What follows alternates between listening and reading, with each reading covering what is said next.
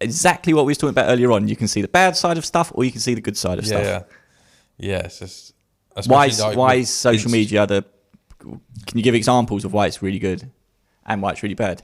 Because you can share your journey, like you can share experiences with people you've never met, or you can share knowledge and stuff like that, which is really good. But on the other side, you've got a lifestyle which isn't sustainable. Yeah. But they make out it is sustainable. Yeah. A lot of the times, everything they're posting is either not their photos or just hired. Yeah. For a quick shot. Yeah. And then they go off and get in their Ford Focus. You know, it's there's like the lies, and then as Uncle G says, Grant Cardone, you can't fake a jet, man. But he's like, actually, you can fake a jet. You can fake the jet. Oh, Grant. He messaged me actually the other day on Instagram. He messaged you? Yeah, I literally commented on one of his posts, and I just get spammed with like, join 10x. I was like, man, that's some good marketing. Like, just one comment. Oh, really? And I just get spammed by his like team. Right. But I was just like, fair enough if that works. Yeah. Join 10x. It's definitely good. But a lot of people take a lot of it too far. Yeah. And then, especially like with the younger generation, they're like very impressionable. Yeah. Their expectations of life is just crazy. But young people have always been impressionable. I was impressionable when I was young. Yeah, but I think like when you were young, and especially like when I was younger, social media wasn't around. Yeah, we didn't have social media. It wasn't a thing when I was in school. I think when I was in school, we had Facebook. Yeah. And like, I don't know if Instagram was there. I think it may have been, but we weren't really big on it. And did you get on MySpace? No. Too young for MySpace. MySpace was the first one. MySpace was the first one because MySpace and Facebook come out about the same time, but Facebook was only for university students. So you had to have a uni email to get on it. Oh, okay. So MySpace was for like the normal people. Yeah, I mean, that's where they had the photo of that bloke, and you had to be friends with him. MySpace was nowadays, like kids, they've got like Twitter, Instagram, Snapchat, Facebook, like at young age, like real young age, and like they're looking at all of that shit, trying to build their life to that point, where but that just comes down to education, though. You know, you've got to, you've got to be aware of these sort of things and learn from them and everything else. There's always been dangers in the world. I think social media is just that absolute brilliant thing. I've learned so much. I mean, mainly about how to like grow an avocado seed and how to trim how to do the bordering on my grass and stuff like that. But you still got your aloe vera plants, have you? Yes. Yeah. I've got loads. Actually, I'll give you. Do you want an aloe vera plant? Yeah, go on. I'll sort you out. I haven't got one with me, but I've got loads of them. And that was pre-social media actually. That's it. But loads of that sort of them hacks that you pick up off of it. It's been great, and you can speak to anyone in the world on social media, absolutely anyone. Like you sort of mentioned it now, like you're talking to, well, not Grant Cardone, but to his team, and there's a possibility of doing business together and stuff like that, which is an opportunity that wasn't available 10 years ago or 15 years ago. Like, it's kind of like everyone is available at the tips of your fingers. Yeah. And it's crazy. Like, if you thought about that when like Instagram wasn't around, like that idea would seem mental. Yeah. And it's definitely good. However, I do think it has a negative effect on younger people, especially with their mental health, looking at the life they want but don't have. It's all fake, kids. That's it. It's all fake. Follow Ollie, not Jake Paul. Don't follow me. Actually, Jake Paul's, I was listening to his, not that I want to talk about one of your rivals, but I was listening to his podcast the other day with the Wolf of Wall Street, Jordan Belfort. No, that's maybe his brother, isn't it, Logan? Oh, is it Logan? Yeah, sorry, I get confused between the two. No, I've seen clips of it. Yeah, it was. I mean, it was terrible. I wouldn't subscribe to it. I just listened to this one, but it was really good. And that Jordan Belfort come across really cool as well. Yeah, he was a completely different character to who I thought he was going to be. You should get him on here. That's it. Wolf, hit him up. Come on. Come down to London. I'll sort you out. Yeah, come down. But exactly that. Like you can message these people and ask them if they want to come on the podcast. Yeah, no, that's it. I sent that message. I sent a message to Gary V actually. So Gary V, if you somehow come across this episode, Check your DMs. But I mean, we're only 3 steps away from Gary V. That's it. So Gary's spoken at Expert Empires. Yeah. Our man George T spoken at Expert Empires. Yeah. You know, if you can provide enough value, you can have an introduction. Not for me, I don't know. I haven't got any value to give him, but you can do. Yeah, that's it. And so like, it's just crazy how much you can connect with people. Yeah. Like even like family members who move abroad and stuff like that. Yeah. Like, you can keep in contact instantly. Yeah. Like that never used to be a thing. It also becomes a little bit weird where you'll bump into someone who you're friends with them on all this social media. Yeah. You're mates. You're not mates. You're like acquaintances kind of thing, but you're not really friends. So you're like, oh, what have you been up to? And it's kind of like, you know everything they've been doing already. And they'll be like, oh, I got married. Be like, oh yeah, the pictures looked amazing and this and that. And congratulations on this. So you know about what's going on in everyone else's life to some extent. I think like the weirder bit is like you can have someone you don't actually know in person, but you follow them on social media. Yeah. And you eventually meet them and you just know so much about them. Yeah. It's scary. It's scary. You're like, oh yeah, I see all these posts that you put up, and then you like know all this stuff. Yeah. It's a bit weird in that aspect, but it's definitely... Yeah. Tell me about that holiday in 2014 you went on. What was that hotel like? I stayed there. Like, what were you doing 8 years deep in my Instagram? That is it. Scroll it, and then you put an accidental like on. You like panic. You're like, oh no, gone too far. But no, it's definitely it's definitely probably one of the best tools that has come into It's a great evolution in business, I think, because you've gone from exactly that. You know, from having to set up a shop where people will just walk past you, and that's your customers, to like yellow pages and all the rest of it, to now like.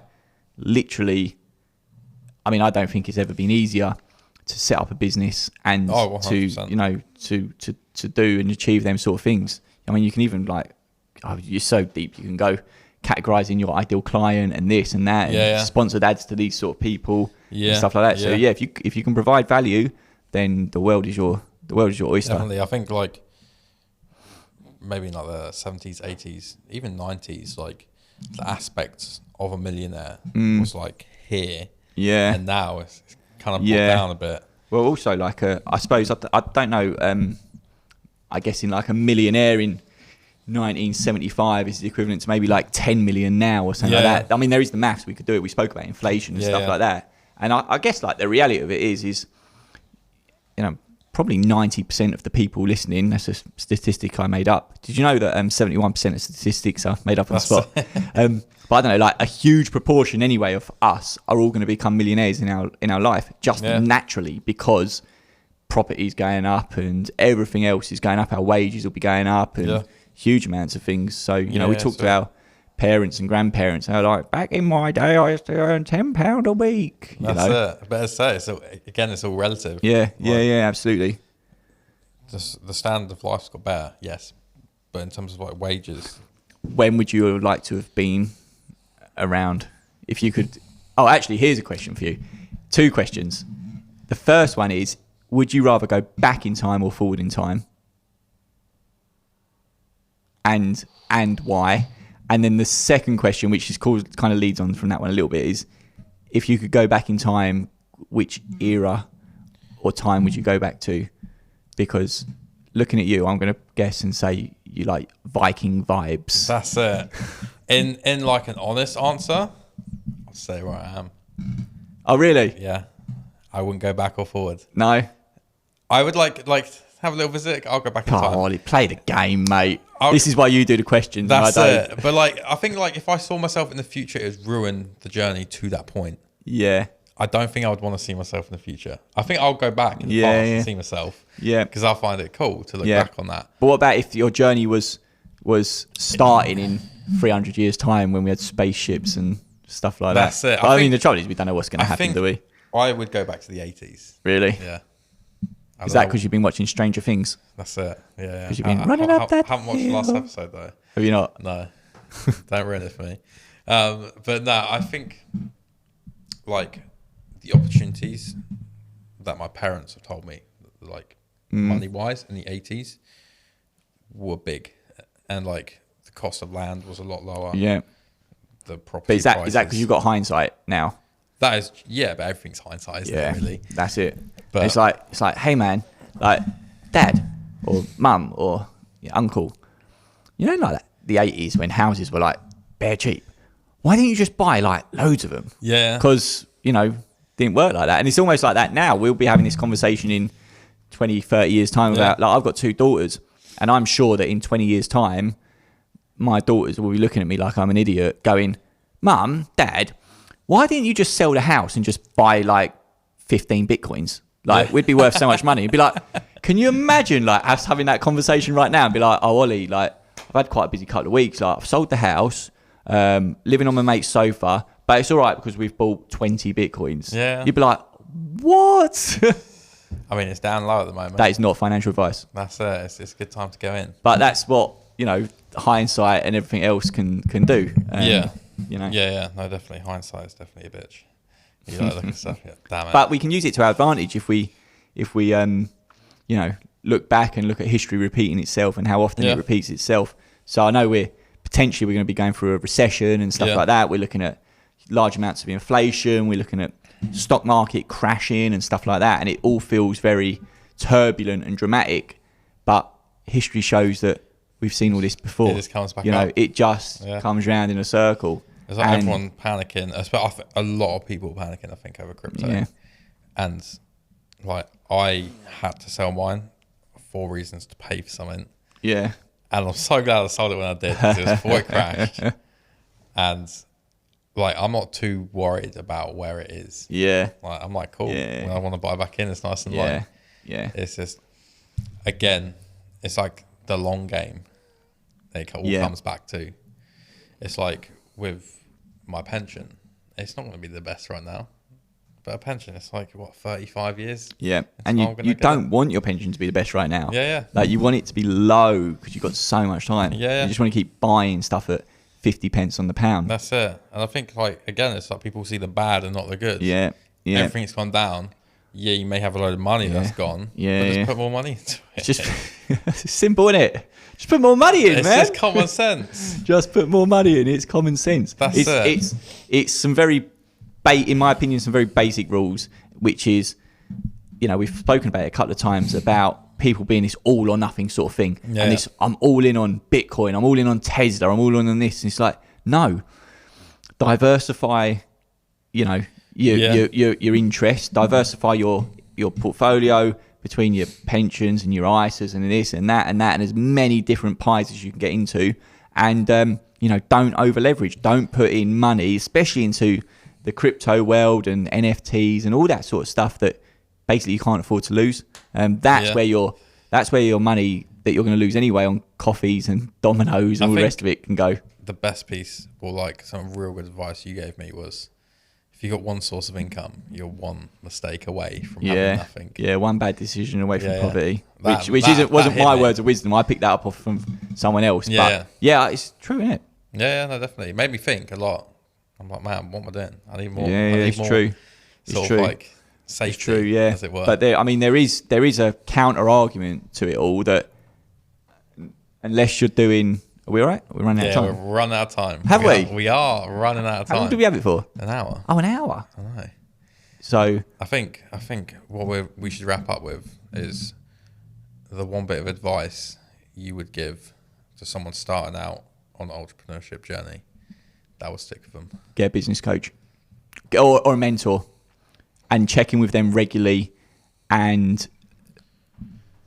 the slower you go, you need to take quick action, but the slower you can go, the bigger you can build. I think if I met George earlier, I'll be in a lot better of a position. Yeah, I've been thinking about this. We'll get wherever we want to go. Like you'll get there. So if you want to be a billionaire, you'll get there. You just need time, and it's whether or not you've got enough time. Whether it's 200 years, you need 100 years, or 50 years. If you want to, deadlift 500 kilo or whatever the record is, you can get there, but it might take you huge amounts of time. By getting a personal trainer, you can bring it in closer. By getting a coach, you can bring it in closer. You're just trying to speed up that process. Definitely. Right, I think that is us wrapped up.